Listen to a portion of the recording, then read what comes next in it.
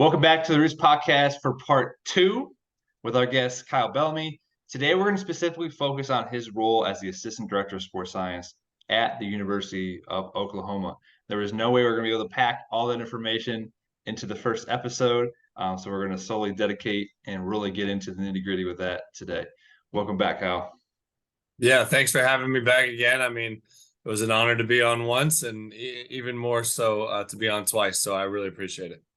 No problem. So as we kind of transition from that discussion we had from Miami, now you're in Oklahoma, what led to you transitioning essentially out of nutrition, but now into a totally different role into sports science?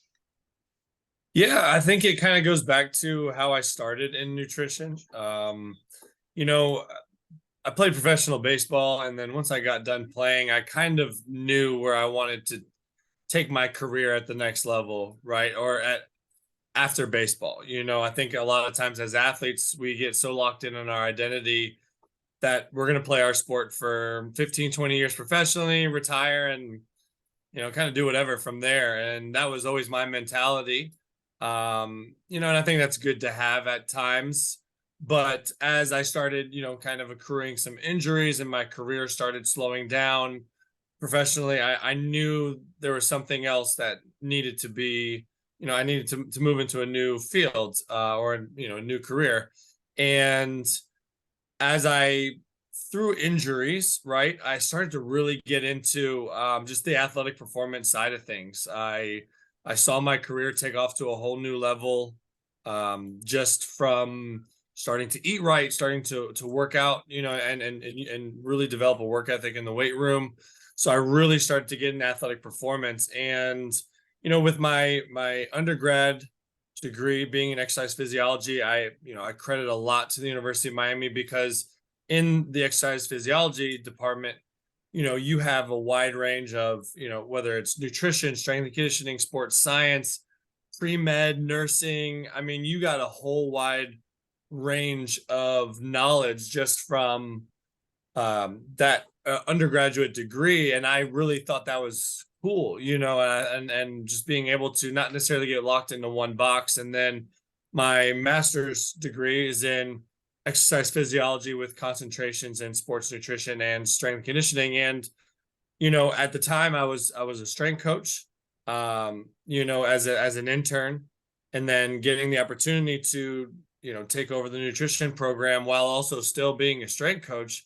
I've always considered myself, not necessarily locked into a box within one role. When I took over the nutrition department, I saw and felt like there was a need at the University of Miami because it was a program that, starting it from scratch. And I'd never necessarily, like I said, kind of locked myself into just being a dietitian or in nutrition, or a strength coach being just a strength coach. I think athletic performance as a whole, and what I love about it, is being able to apply, within nutrition, what my knowledge from strength conditioning, my knowledge with exercise physiology and sports science, tying it all into one to be able to be just an overall practitioner that wears multiple hats, but also maybe handles their specific role at that time. So while I transitioned from essentially strength coach into nutrition, I still utilized a lot of my knowledge in those different areas. And, throughout my time as a director of nutrition, I used a lot of my sports science knowledge in a day-to-day setting. Starting in 2015 when, learning catapult and really, day-to-day, utilizing catapult, analyzing catapult GPS numbers. But then it wasn't until, again, 2019 through 2021, I started, utilizing catapult again with the new staff. That wasn't my day-to-day job, but, analyzing numbers with the person who, I shared an office with, Kevin Kroboth. He was one of the assistant strength coaches, but also kind of ran the sports science at the time, and worked with him very closely. Tyler Miles, who is actually the director of sports science at the University of Florida right now. Him and I kind of started to collab on integrating Whoop in 2021 with our guys, and we were one of the first schools at Miami to do so. So integrating sports science within nutrition and strength conditioning, seeing how those things went hand in hand and how we can utilize some of these modalities and technologies to get a bigger picture understanding of what our athletes might be going through, and then being able to ask questions, answer questions, and then put together the proper interventions and implementations that will then overall just enhance our athletes' ability to get to game day and peak physically, neurally, and prepare for game day, and develop these routines with the guys. And if anything, it was more of an educational piece with them, another opportunity to just sit down and be like, hey, like with the sleep, hey, I'm seeing you're only getting about 4.5 hours of sleep a night. What's going on? Everything okay? Not necessarily, it was never a getting in trouble kind of thing. Like, hey, you're going to have extra punishment running with, strength coach if you don't do X, Y, and Z. It was more so, hey, what's going on, and just having that conversation and, being able to really individualize guys' plans, routines, help them out. And that kind of really, I think, sparked my biggest interest in saying, all right, this is probably what I want to do on a day-to-day basis, and more so dive in a little deeper into sports science. And then in 2022, Eric Renahan was hired at Miami as the director of sports science, right, with another new staff change, as the University of Miami invested in the sports science.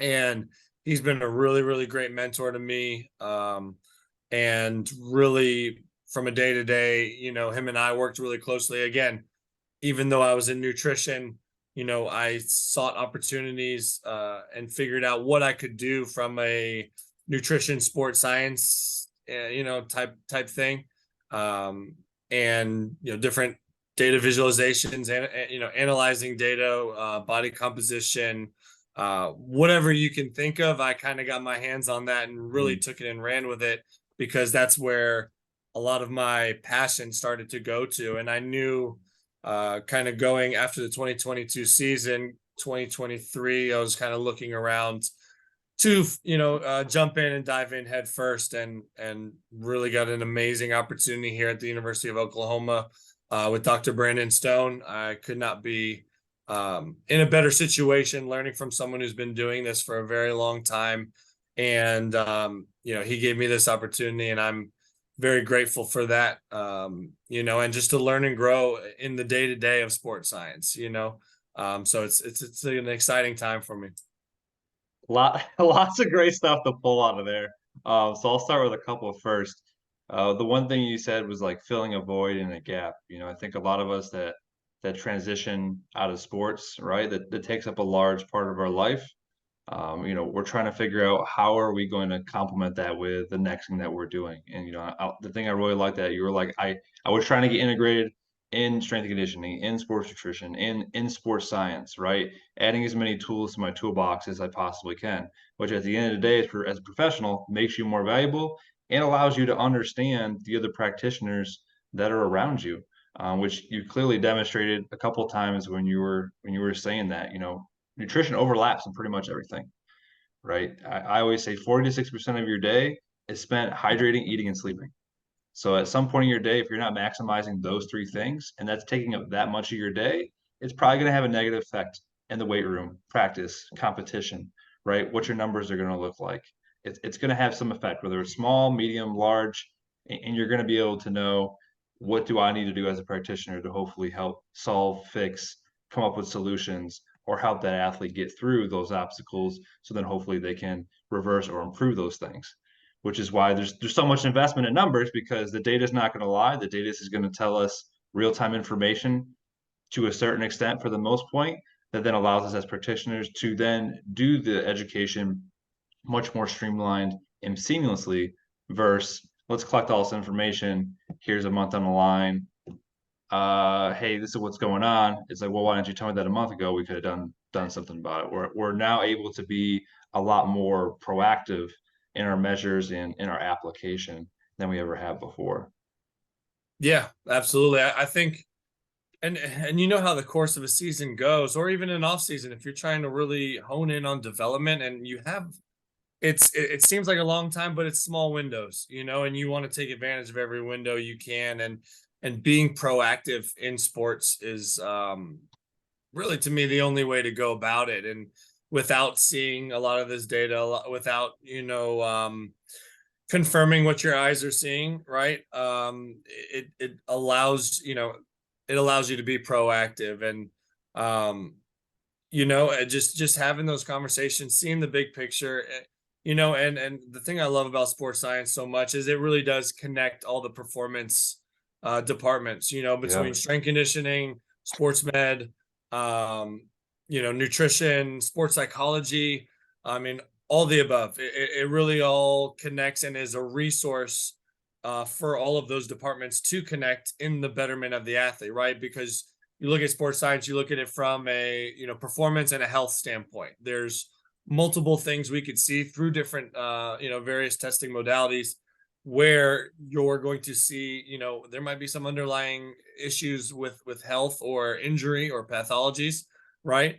Or that there might be some detriments to the performance that you might start to really see. Or even in one thing we really did at Miami that I really liked, that Eric Renahan really pushed, was blood biomarker testing. So Hmm. from a nutrition standpoint, you have a guy who might be underperforming in certain areas, right? If you're not really seeing what's going on, even in the in the biomarker level, and what's going on inside the body, right? From it could be a magnesium, vitamin D deficiency or insufficiency, ferritin, testosterone, C-reactive protein. I mean, when you really start to dive in and start to get a big picture on the athlete, you can really individualize and really, have more of a rifle like approach in their intervention to help get that athlete better. And, you know, as you know, whether it's an athlete that just shows up from high school where you could really throw any stimulus at them, they're probably going to get bigger. Um, you Some have know, had no stimulus whatsoever. Like I've never been in a right. gym, I've never lifted, I've never done X amount of sprints. It's like, yeah, whatever you do, like they're probably gonna get a benefit. Right, exactly. And so those guys might not need very specific fine-tuned interventions. However, your fourth or fifth year senior that is maybe capped out a little bit from a muscle mass standpoint, right? Like a Yeah. hypertrophy program is probably not going to help them. As far as their training age, they may need to work on speed development, power development, rate of force development, anything maybe more of a plyometric based, and working on strength, power, whatever the case may be. But just kind of generic and blanket programs, I don't think that's where the field is heading anymore. I think we can get very individualized, and the more data we can pull out, the more insight we have, the better we could answer questions we might have on a certain athlete, and maybe potentially see some red flags along the way. Yeah, a really good example there. I've had the experience to work with two different athlete management systems, Kitman, Smartabase. When I was at IMG Academy, and I think this is pretty common amongst a lot of places that start to integrate this. We just had like a very simple 5-question readiness system, right? But you mentioned like this goes across every single department within performance and sports medicine. So like we specifically really focus on obviously football, and they had to fill it out by a certain time. But just those 5 questions, right? I come in every morning before I even start, like I'm checking those 5 questions, right? And you mentioned, let's say someone's sleep is really poor and it's been a 4, a 6, a 5, right? I'm probably going to go talk to our mental conditioning coach and be like, hey, this guy's sleep is really poor. When you go down the lift, when you go to practice, when you see him having conversations with his teammates, when you see him responding to, let's say, feedback from a coach, right? What does his body language look like? Like, is he getting irritated? Is he looking exhausted on the field, Mhm. right? Like, just from that one question now allows us to ask questions, or allows us to then view and see that athlete in the environment and then figure out what we need to do now as a team, right? Right. Because maybe he's not going to eat because he's having something going on at home. And that's going to be mental conditioning needs to figure out what to do and how to solve that first and have those conversations. And once they're in a comfortable setting or mindset with what's going on, then our other practitioners can probably come in and have a better approach to what they need to do to help the athlete to get back on track with their specific um, discipline that they have.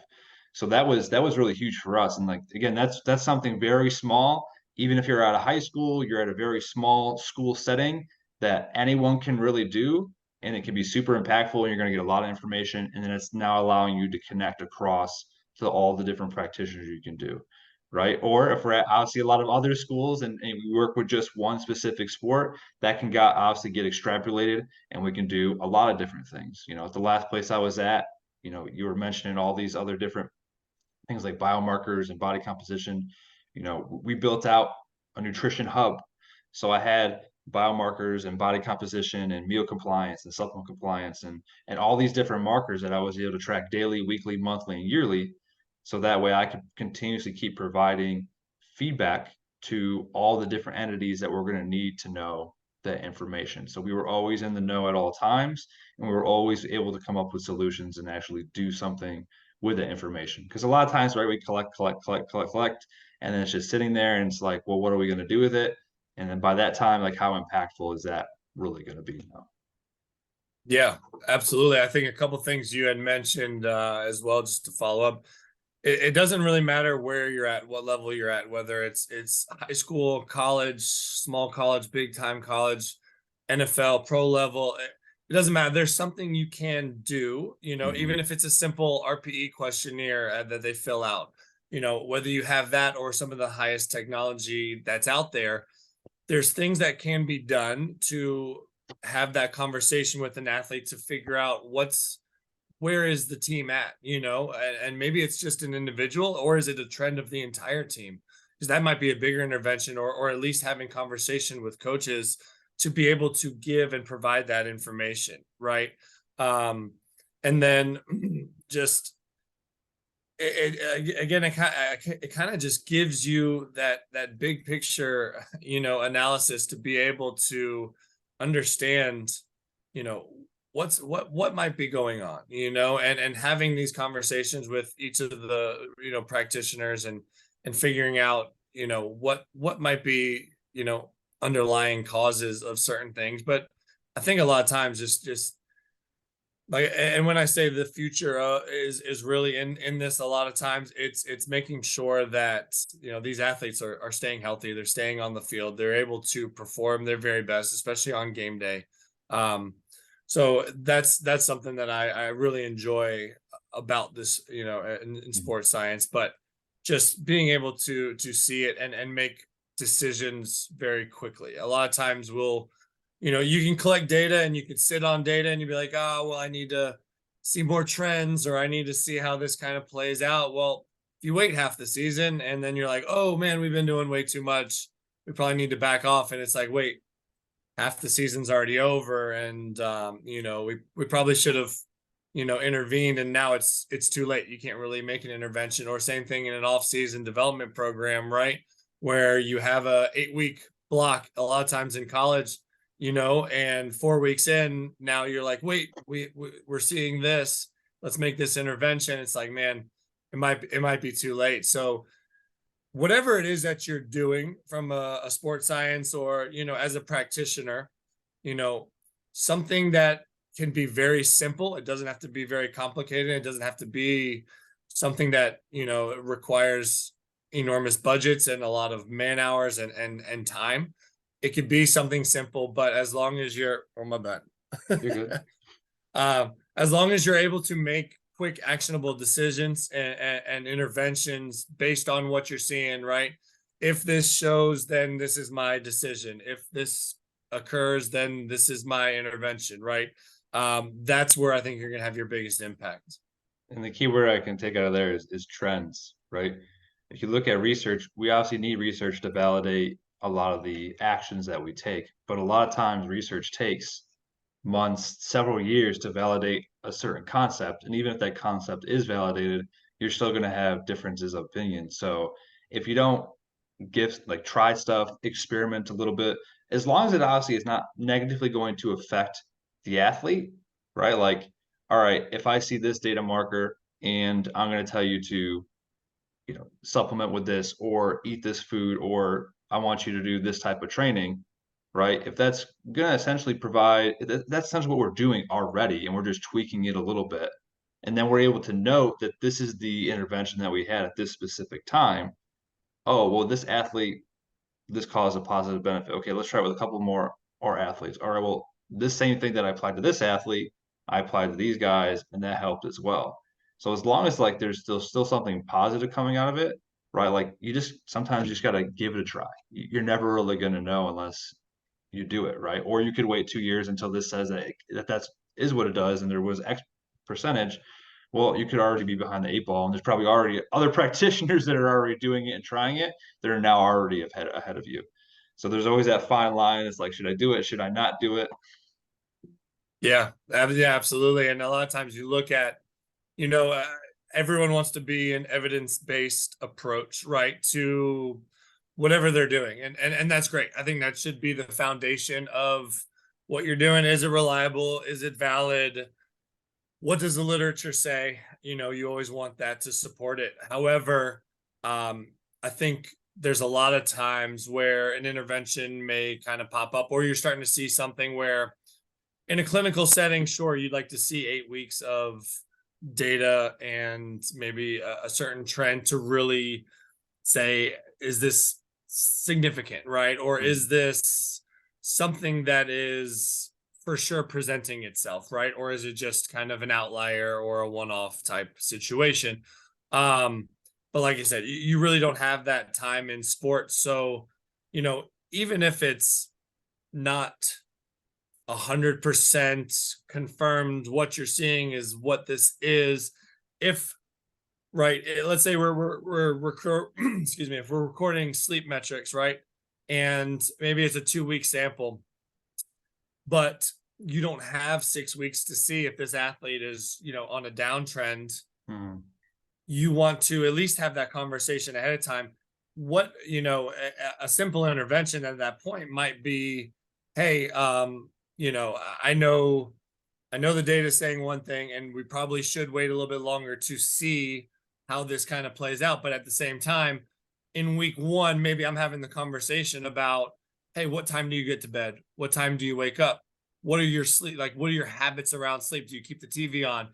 Blue light? Do you eat right before bed? I mean, all those different things, like you said, if it's not going to be harmful, right? And we know physiologically it's going to be a benefit or a net gain at the end of the day, you know, why not kind of already start to have those conversations? Because, you know, at this level, you know, high school, college, and even at the NFL level or professional level in any sport, you know, educating these athletes on best practices, that's going to be one of the biggest things you can do to help these athletes, you know. And just because data isn't showing necessarily a trend in that direction, just an opportunity to educate based on, you know, certain data points you might see in certain metrics.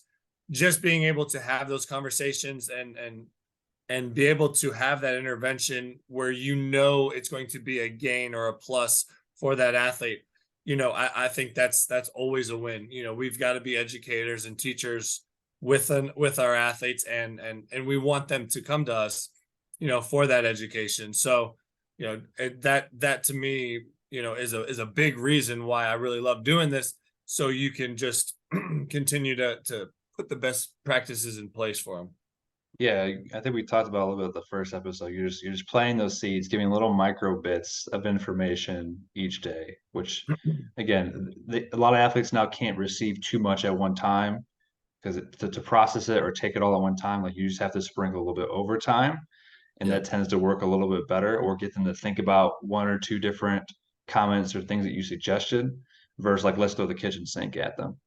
And another thing I like that you said is, if we're looking at, let's say, sleep over 6 weeks, but we can only look over for 2 weeks, we can probably cross correlate over all the other different professionals that are within our department. And there's probably something else going on elsewhere, Yep. right? Like, okay, well, we saw sleep was 7 or 8 hours, but when I watch him at practice, he looks terrible, exhausted and tired, right? So it's like, all right, go to strength, go to athletic training, go to mental conditioning. Like, are you guys seeing anything? And probably more often than not, if you ask those questions and talk to those other people, you're probably going to find out something else is going on. So it's like, okay, well, I can see my numbers may be okay, but if I go into this person's pub or if I go into this person's space, they're probably going to tell me something a little bit different. And then it's like everything's good here, but how then can I help and support the other practitioners to make sure that they're getting the support they need to then essentially get the athlete in the right direction they need to go in. Yeah, you hit it on the head there. I mean, a lot of times we'll, whether we're doing force plate jumps or, eccentric hamstring testing with Nord boards, right? Very, instant feedback where an athlete might be, some metrics might get flagged on an athlete for, fatigue or asymmetries of some sort, and it may be way off from where they normally are, and it's the conversation is with the athlete. Hey, your jumps are down, or your Nords are down. Is everything all right? Something going on left leg? You know, oh yeah, I bumped it in practice, or I'm feeling a little pain in the knee. All right, make sure you go have conversation with sports med. So then we follow up and have that conversation. Hey, did you know that so and so he's been having a little hamstring tightness or something on there? His jumps numbers were down. Strength conditioning. The strength coaches noticed that in flex in practice, that he just wasn't running properly or right, or his GPS numbers were down from a performance side of things, right? He normally on a certain practice day, he normally hits this speed or this acceleration, and he fell short, or he's trending in that direction. And again, it's that conversation of, hey, what is something going on? It could be sleep, it could be underlying pathology, whether it's hamstring, knee, something going on, where you have that conversation, sports med. Maybe it's a conversation with nutrition, right? He's not eating breakfast, he's not fueling properly before practice, he's not hydrating very well, right? So that's causing his performance later in the game to start to deteriorate. There's a lot of things that you start to see when you routinely and consistently test these athletes, that again, it kind of, the objective data confirms the subjective eye, from a coach or any other practitioner, and allows us to circle back with every single member of the performance team to then be like, okay, we now have a conversation with John Smith. We've had a conversation through 4 or 5 different departments based on his jump numbers were down. That's a little curious because he's normally here. He was here. Now let's circle back with 4 different departments. How do we intervene, and what have they seen? Or if they know any extra information, let's collab and put that together. And now we could put the best, plan in place as a performance staff, and then relay that upstairs to the coaching staff, to one, hopefully avoid maybe a major catastrophe down the line from an injury standpoint, or maybe we're just kind of turning the trend to where he was starting to deteriorate, or his performance decrements were starting to show. Now he's really performing at a high level as the season kind of continues on. Yeah, I'll take 3 things out of there. One, it gives us as dietitians a seat at the table. Like now we're having discussions across all the different departments, and we can make an impact at all the different departments, which is huge versus just staying in your nutrition lane. And I think there's lots of different information you could take out of this discussion to show how you can easily integrate or just have those conversations, whether that's daily, whether that's weekly. Like now you're able to bring up information consistently at meetings because you consistently have data to fall back on to then provide to the group to show like, hey, this is what I'm seeing. I think he needs to see mental, or I think he needs to make sure he gets to rehab, or this is the approach I've taken to try to push or guide them into that direction they need to. And it just allows us also from those above, we look together as a unit, and we're also being proactive and obviously tracking that as well, because we know athletes, right? They're going to do what they want to do, and a lot of times they may say something different. But if we're able to have our data in place, our notes in place, and our communication, and we're all together as one unit, we're going to be able to, if we have those situations come up, be able to justify anything that may come back at us. So I always call it, we have our receipts. If you have your receipts in place, you're going to be able to pull those receipts out, and you're going to be able to always take that step forward and do what you need to do to make sure the athlete gets the best care possible. Yeah, and yeah, you couldn't have said it better, because honestly, the only way to be able to put the best plan in place for the athlete, for the best care for the athlete, is for the performance staff to all be on the same page, and have that really, really good conversations, and really, really communicating well with each other, being able to have those conversations to, again, just get as many eyes and hands on these athletes as possible, to be able to put a holistic intervention together that, again, everyone should have a seat at the table. Nobody should stay in their lane. I'm not a big fan of that saying, because we all have experiences and knowledges, and we can all help each other out. And I think the more that the athletic performance field does that, right, and doesn't necessarily, well, you don't know anything about this, stay in nutrition, or you stay in strength, or whatever, like, man, everything overlaps. And when everyone can be on the same page and have that communication, and we all have that kind of crossover, when we're able to do that, that is truly when we're able to put the best plan and care together for the athlete. I think at the end of the day, that's why we all got into this, right? At the very root of it is to help athletes, maximize their potential and optimize what they're about to do on the field or court. Yeah, and I had a great boss at the last place I was at. His big thing was we did Teach Me Tuesdays, and he wanted every staff to educate each other, right? So over the summer, we all had like a project we had to do. We had to find research. We had to talk about a specific topic, but everybody in our group had to listen to that topic. So if it's about physical therapy and rehabbing an ACL, if it's about me talking about supplements, everyone is essentially getting exposure. But by having everybody in that room, everyone is now growing appreciation for that specific professional, what they do and what they're bringing to the table, which then allows them to transition out into those different environments that we're in to know, like, if any of those questions didn't get brought up, I'm going to go directly to the source because like they've proven to me and I trust and have that relationship with them. I'm just going to have them take care of it because they're great at that. But if there's a case where they're not around, I at least have the baseline verbiage and information where I can have a common discussion. And then if it's something higher level, then yeah, of course I'm going to make sure they know about it. Yeah, But absolutely. And a lot of times you have so many athletes, you can't be in all these no, places at once. So if I'm off doing something else, and a guy's working in PT and he tells a guy to make sure he gets his protein in, right? Like, that's important. That's a huge simple. win. Or even in the weight room, when the strength coach is back, dietitians up to make sure they're getting their meals in, or getting their sleep, or whatever the case may be. I mean, it's got to be hand in hand. It's got to be cohesive, and that starts with really great communication.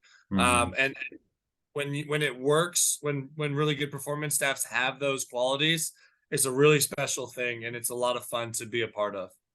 Yeah, just using keywords: repair, recover, refuel, make sure you go get some sleep, make sure you weigh in. Like it's nothing where they're going out of bounds of what they could tell the athlete. It's just Right. that's reminding them. And if you're having seven people remind you of the same kind of verbiage over and over and over, eventually to a certain extent it's gonna click. Yeah, it'll stick. It really will. And that's the name of the game. Again, education from everywhere. Yep. Well, Kyle, fantastic. Another awesome episode. I think this, 80-minute long conversation we have with part one and part two will be super valuable. Appreciate again taking the time to come on. Again, all his contact information will be below. All my link with my information will be there as well if you want to contact either of us or watch more episodes of the Roots podcast. Share, subscribe, and please spread the wisdom that we are providing with all the different practitioners that we have on the podcast. Appreciate it. Thanks again.